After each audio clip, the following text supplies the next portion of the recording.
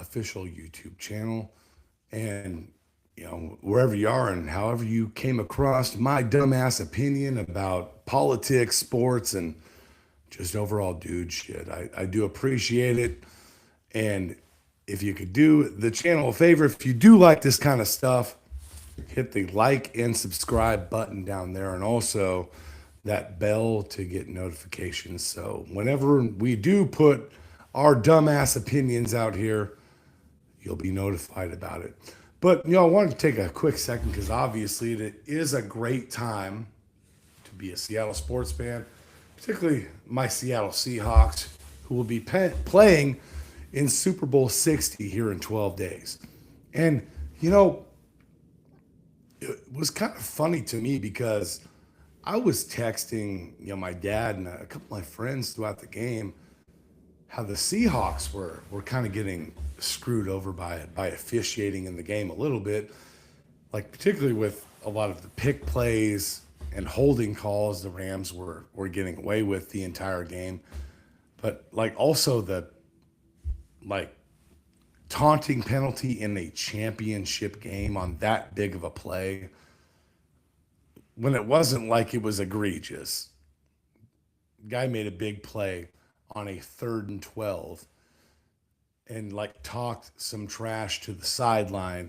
Devontae Adams comes up and basically has to tell the ref to throw a flag, and they gave it to him. So, when Rams fans are coming out here, Lambs fans, and complaining about the officiating like they got screwed out of the game, I find it quite comical because obviously, if it were up to the league, LA and New York would play for the Super Bowl every year. And because those are the two biggest markets. But, also, I mean, both the New York franchises are pretty dysfunctional. But not to get into too much of that, but everybody crowns Sean McVay as like he's guru. He's Bill Belichick. Chuck Noll and Don Shula had a baby, and his name's Sean McVay, which is kind of puzzling to me because, yes, they won a Super Bowl, and I'll get to that, and they got to another one. But really, I'm going to make the case here for why Sean McVay and the Rams should be 0-1 in the Super Bowl, and or 0 for 1. They shouldn't have got to the first one with Jared Goff, and they should have lost the second one with Matt Stafford. Should be 0-1 when it comes to Super Bowls, because let's just break down how offensive guru Sean McVay got to his first Super Bowl. You may remember this controversial call, speaking of officiating, that got the Rams and Sean McVay's Rams to their first Super Bowl here.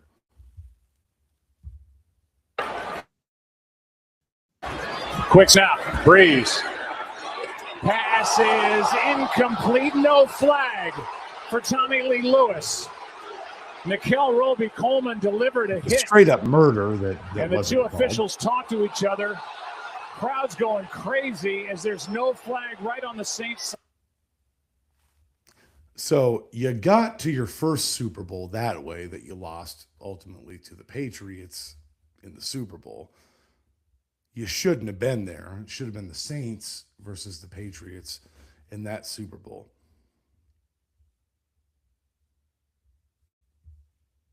And that's, pretty crazy in and of itself that, obviously Sean McVay is this big guru. The officials are screwing the Rams somehow because, the NFL doesn't want Los Angeles, the second largest market in the United States, in the Super Bowl. In California, the Super Bowl is going to be in San Francisco. Yeah, it's a big conspiracy, but also you should have lost the Super Bowl that you did win on this pretty controversial call right here. Gosh, it's kind of a trend here. Sean McVay, the guru.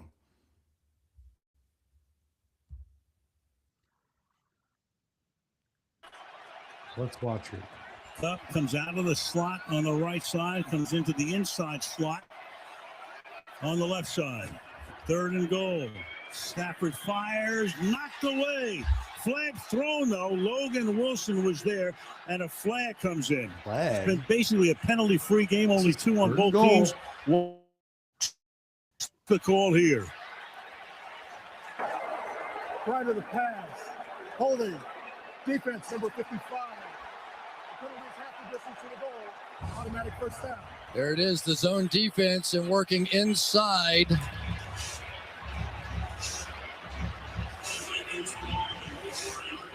There. You tell me. That's what they called. Yes, it is. Wow, in a game where there have not been that many ticky-tack fouls. Yep. That was close. Let's look at the time in the game. Right here. So the refs gave you your only Super Bowl win, Sean McVay and the Rams, and the greatest coach that's ever lived, Sean McVay, according to the media and everybody else.